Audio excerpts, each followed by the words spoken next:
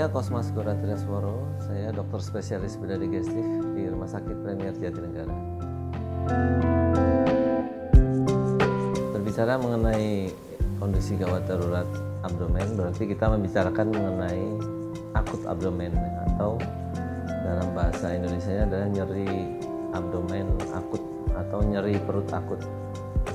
Nyeri perut yang akut ini bisa disebabkan oleh beberapa hal, tapi sebagai definisinya adalah nyeri yang datang tiba-tiba di daerah perut yang berlangsung terus-menerus, dan ini membutuhkan suatu perhatian khusus, dan hampir sebagian besar dari nyeri perut yang akut ini memerlukan tindakan operasi.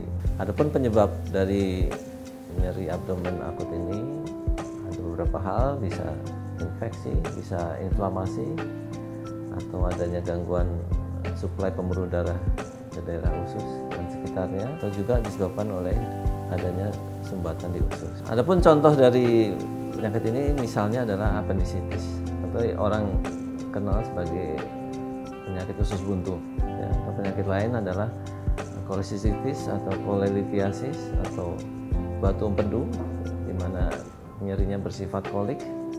Atau keadaan lain adalah suatu ileus obstruksi, yaitu adanya sumbatan di usus, baik oleh karena perlekatan atau karena penyebab lain, misalnya adanya tumor di usus.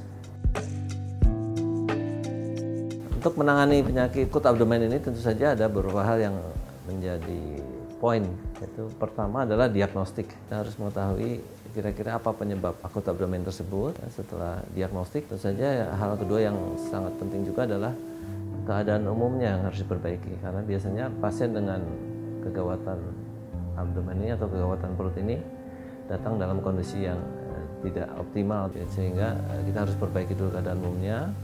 Baru di tahap selanjutnya adalah terapi definitifnya, disesuaikan dengan penyebabnya, dan bila perlu dilakukan tindakan operatif.